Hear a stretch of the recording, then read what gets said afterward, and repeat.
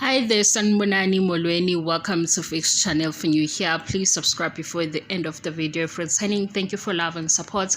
I appreciate you. Izingane zesithembu kanye nothando nesithembu. Kune message ephuma kwi production team yakwingane zesithembu ukuthi abavumelani nama comment avela kuma viewers ale show. Lokhu le warning ifika after episode 8. Ake ngibe straight ke njengerula ukuthi ngithini. I-season 2 buqalile kwafika ama-episode amaningi. Episode 1 because ngiyayibuka i-show ngilandele na kwi-page la Mzansi Magic ngibone mhlambe top 20 comments ukuthi kuthiwani. Kwafika episode 2, kwafika episode 3. Mhlambe ngithi episode 3 and 4 bengizolikhipha igama lokuthi kunokuba bias la ngale warning nangale message ukuthi ifike after episode 8 mangibuka episode 3 and 4 nezinto ezikhulumekile ku social media nezibhaliwe kuma page amaningi because beyikhona into ye bullying ne abuse eqondene nomunye oyi-cast member. Ifana nani lento ifana nokuthi ngeze sibonele ngothando nesithembu le yase Pick n Pay kude ke mhlambe ayizwakalanga kahle ngizoyifaka egcineni la kuthanda nesithembu sesibuke ubaba umselect namakhosikazi awu4 nezingane evelayo mase kuthi ke uSne uba ingxenye enkulu yakwe show because uba nama episode mhlawumbe amathathu noma awu4 silandele ukuthi kwenzakalani empilweni kaSne. So uma ke sekuvelile uSne ngisho ngabheka ku social media kuba nezinto eziningi ezikhulunywa ababukeli beshow ezingezinhle guys. Kukhona ukuthi ubeka umbono ukuthi abantwana abayiphathe kahle o abantwana benze kanjani bephile kanje because lokhu kuphuma nale mphumela. Kukhona kodwa ukubukelana phansi noku-undermine omunye destroyer i-image. uSne ngihleze ngibona ama-comments mhlawumbe abako-50 noma aka-20 ngisho abantu abadala few ababa nento ukuthi yazi kulo mntwana kwenzeka ukuthi sifisa ukuthi mhlawumbe abe ngcono o abe right naye abe progressive afane nezingane zakubo. Akwenzeki ukuthi lama comment abawazi kufike uSibindi naye unento yakhe evelayo kunama issues amaningi. Makuba nenkinga iba khona into ukuthi ngathi uSibindi uyanikezwa isupport nakuba ekhulumeka kabi ku social media. Into edidayo ke ukuthi ke lama comments asuke eqonde kuSne emabi bayawa welcome yini because uSne uletha ama views kwi-show into kanjalo because nginginake na kwi-page leli ngizothi main page because ngizothi page lomndeni makukhona ababhalayo ukuthi hawu uSne 1 2 3 or i-comment ekhombisa ukuba concern ngokuthi kwenzakalani uSne kuba ne-comment esisho ukuthi nawe i-mental health yakho ifana noSne mase leyo nto isale ibe questionable ukuthi okay kahle kwenzakalani lokho kubo okukhulunywayo ngalomunye kuvumelekile lokho okubi okukhulunywa ngomunye akuvumelekile because bazama ukumdestroya or babona ukuthi uzongeneka or ukubulala le reputation abanayo or i-image le abanayo enkulu ku social media basebenzisa uSibindi. Ileyo ndlela engifunda ngayo because uSibindi kunento yokuthi yena uyaprotectwa kulolu kuyibizwa ngiziliphi igama lezulu ezoba right guys angilazi kodwa ke kulento eba yimbi ekhulunywa ku social media because social media ngimbona ehlukahlukene. kuSibindi kuba nento evela ngale kumndeni noma ku-production team ukuthi we are behind you no matter what. kuSne ngathi bayawavuma lama comments because angaze ngiyibone i-post ezwakala sakuthi siyamsupport because umntwana wethu or bonke abazali baba nawo lama challenges abakhona ngalomntwana kodwa ke uyabo leyo comment enjalo angisho ukuthi kukhondone i-behavior enjani or kuveza ukuthi mhlambe bayamnabikelisa or whatever okubeka ngayo. Yilento-ke engiyibona ngale warning. Ngikhulumela phezulu egazi ade ngiwalker ngiyaxolisa ukunichazela. Yilento-ke engiyibona ngale warning ukuthi le warning mayifika after episode 8 kusho ukuthi kunendawo ethi lona esenimthinta manje asifuni.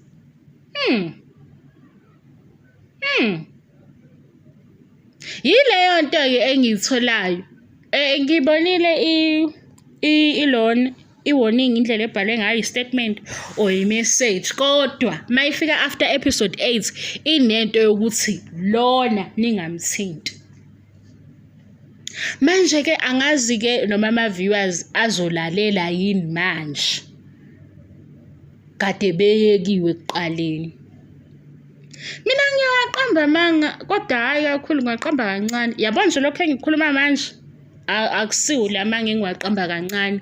Iyo ukuthi lo esemkhuluma ngaye manje asifuni naye. Lo esenikhuluma ngaye manje sisahleli naye kwishow. Lo esenikhuluma ngaye manje i-favorite yethu. Ubani oqhathayo? Phela ishow siyayazi ukuthi kwenzakalani kuyona. Ishow ibukwa yithi. Ishow idlala kuMzansi Magic ngesonto ngo-7 silalela ukuthi bathini. Ngesikhathi esibalalela kuphuma imbono ehlukene. Abanye bazothi ubani uyazethemba, ubani ungcono, baya compare. Lokho futhi kwenziwe yisho ngoba kufike nezingane ezithi zikwisithembu, babuye bethi isithembu somjolo. Umpumelelo ufike ethi abafazi bakhe, abuye ajike athi phela akakashadi yena. Yabo yonke eyinkulumo ifike nabo nabantu ababuka ishow. Leyo warning isizwakala ithi lona asifuni naye ngendlela efanayo nalapha yakuthando nesithembu, ngoba ngeke ngiyibuze ngithi mina cha khona ngeke ishow siyayithanda futhi iyajovana mase uke wathi ukuyilandela uyahlehla ubuye ukuthi bebethini before. Mase kubuka ukuthi lokho sekwenzeke einganeni zabo. Makukhulunywa lokho okay kuthuleke. Hayibo mina nginganilandele ngisho lama post engiwashoyo ngichazela ukuthi hambe page liphi page uye na kwi page lomndeni. Bebuze kababuzayo ukuthi kwazi i-comment noma ingabhala ukukhuluma umuntu umbheke ebusweni nokubhala phansi akufani, kodwa uyabona okhuluma concern whatever ayishoyo ku social media athi but usine u1 2 no 3 ubone futhi ukuthi lona akathuki inhlamba uthi but usine niyayibuka nje kuvela i-comment yalo osuke ephethe i-page athi shuthi nawe umqondo wakho ufana nosine. Ayizwakali le mpendulo engathi i-welcome ukuthi laba bamthuka ngoba bebona ukuthi vele akekho right. Sikhuluma ngendlela ku social media okukhulumeka ngayo. Angisho futhi ukuthi ama-viewers ngoba nakho be-support ishow fanele bebhulishe ilaba abama-cast members okufanele beziphathe noma kanjani, kodwa kuba bias kuzwakele. Uma indlela engekho right yokukhomenta ukuthi nakhona ukukhomenta, mina ngeke ngithi umuntu eyedwa before ebhale lento ayibhalayo usukazi ukuthi izofundwa abantu abaningi. Lo mbona ubekayo ebeka i-comment yakhe izofundwa abantu abaningi. So mawunakho ukuthi uyacabangela omunye, unakho ukuthi into ozoyibhala ayibonwa wena kuphela, usuyifake layo ukuthi no-fix uzoyifunda nabanye bazoyifunda. So yingakho ngithi mina shiya inhlamba, shiya uku-undermine. Bathini Yini ongayizwa? Angisho futhi ukuthi fanele ukuthi uvumelane nabo, angisho futhi ukuthi fanele uncome izinto nawe obonayo ukuthi hayi azincomeki. Kodwa mhlampe-ke ngesikhathi ungazincoma izinto abazenzayo, ungalifaki igama lokuthi isilima, yabo? Lapho ikuzwakala njengenhlamba. Ingqondo ayikho, ngizama ukwenza izibonelo. Afike-ke lama comment kwelinye iside kuthiwe fine. Asiboni. Masefika kwelinye iside sekuyaphakanywa manje. Kanti benibona? Hayibo. Manje-ke ngoba-ke vele ngihleze ngisho ukuthi angihambisani ne-bullying. Yona le ephuma kubantu abadala isuke ishayise ngovalo ukuthi kanti kwenzakalani guys, nilimele, nicasukile, nine-anger, nikhephela kubantu eningabazi. Yini? Ngoba umbono wakho uyazwakala. Ngaphandle ukuthi uzusebenzisa amagama amabi, ngaphandle ukuthi ube nenhlamba. Kodwa angikwazi ukuthi-ke ngoba senginamavidiyo mhlawumbe over 100. Ngiqale ngevidiyo mhlawumbe ngiqale ngevidiyo kuma-video awu-100 uzwe ividiyo engiyenze namhlanje ngithi angihambisani nento ethile. Kukanjani lokho? Uzobona ukuthi nginalo iqiniso, noma uzobona ukuthi ngesikhathi nibhulisha uVuyo mina ngiyathola ama-views, manibhulisha uTirelo mina ngiyathola ama-views, manibhulisha uNosipho mina ngiyathola ama-views, manithuka uSibindi mina ngiyathola ama-views. Yabo uSibindi into ayenza manje ngimbuka ngathi ukwi-stage esithile seyingane nangendlela akhuluma ngayo. Kwesinye isikhathi futhi ngiyaveza ukuthi yazi ubuye ekhulume engabi nayo inhlonipho, kodwa ngeke ngiyivume i-comment enenhlamba. Ngoba nakho izinto ezishiwo uSibindi angizizwa, angihambisani nenhlamba. Lokho akujiki. Mangithi hayi yazi yadideka ingane, wena yini ekususa egameni lokudideka ufikelwe inhlamba? Mhlawumbe mawukuthi unjalo wena kodwa ngihambisani nakho. Ilento engiyishoyo-ke mina ukuthi angeke kufike u-episode 1 zikhulunywe izinto ey'khulunywayo ingaveli i-warning, because lo episode 1 mawufika leli page li-active lama-comment akhona. Uma futhi sifika-ke i-warning mhlawumbe makube nesidingo sokuthi-ke manje ku-episode 8 asiphakame sikhuluma, ibizozwakala ukuthi siyabafaka bonke. Mina mangiyifunda noma ulwazi lami lwesingisi lungekho kahle, izwakala sengathi ithi lona ningamthinti. Ukuthi ubani-ke ngisayofuna ngoba ngizocenga ngithola ukuthi bekuthiweni kubani. Yini-ke futhi sekuze kuphume le warning ngoba imessage egoqayo ukuthi as i-team sisebenza kanje, sayibonga i-support yenu. Bese siyibukile si-observe lokhu ukuthi nakho kwenzakalayo and kuyonakala makwenzeka kanje siyanicela. No, leya English mhlawumbe uyifunde i-translate ithi law i-specific. Nami-ke ngiyazenzisa-ke ngoba ngithi ithi lo ngingasho ukuthi ubani. Ngikade ngiyitholile ukuthi ngisazolanda ama-comment nginikhombise ukuthi 1 2 3 4 lama comment. Ngiphinde futhi ngiye emuva ngithi hawu niyabona nangu episode 1 nawo ama-comment 1 2 3 4 5. Le comment le nale iyafana. Ukuthi bekwe ngesingisi singafani. Manje yindaba le abayifunda ngani base bayifunda le. Lokhu kubaphatha kahle, lokhu akubaphathi kahle. Angazi. Akungithusi-ke kodwa ukuthi kube khona igroup ethi babias. Akungithusi futhi kube khona igroup ezothi ayishuthi abamthanda ubani ngoba ibukeka kanjalo.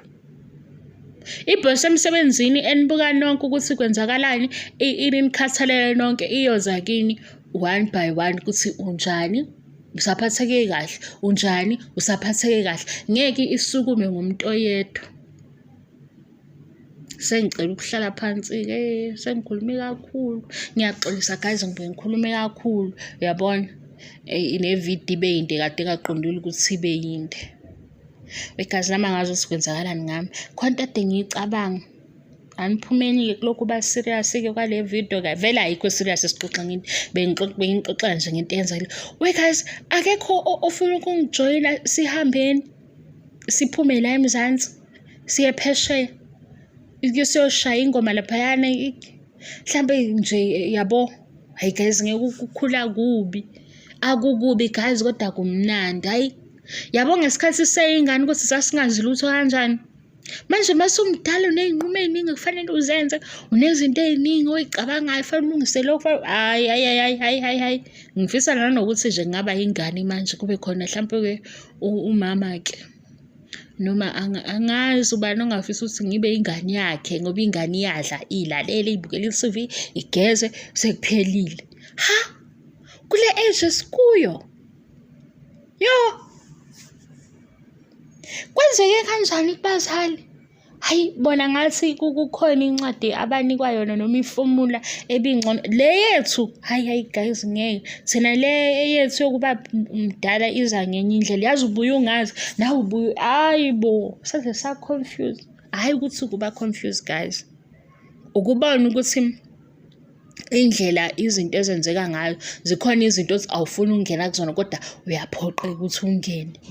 Hawe ma ukuba mdala akumnandi. Akumnandi ngibonile khona mase kuyilezi izikhathi zokuphela kwenyanga. Hayi ngeke guys, ngeke. Kumele kodwa ukuthi mhlampe mase sila ukula ko-30 kuyaphezulu kube mhlampe angazi kube khona o-1000 esinikwa bona nje ukuthi-ke ayi angazi kuyobe kuthiwa abani kodwa nje hayi ngeke guys, khona into engekho right. Hayibo yazi kuningi kuyilento eyenzakalayo kulento yokuba mdala kuningi. Ha kuningi we guys, kuningi mayibabo. Hayi izinto zi-serious ngempela. Ngisho ngathi ungathi uyazama ukungabi serious okwesikhashana kodwa kubuye phela ukuthi hayibo kule minyaka lesiyona izinto awu ukuthi nginganichazela kanjani lento engifuna ukuyisho ke ngikwazi ukunichazela kodwa nje ngiyafisa khona manje ukuthi ngake ngenzeke ngibe yingane noma ngimngaka kodwa ngiphile le yampilo kuba yingane. Kwakumnandi kabi Nkosi yami le yokuthi nje uzoyidlala ama-nickness makuphela inyanga, ama-Friday uyayidlalela unankinga ndawo. Bye.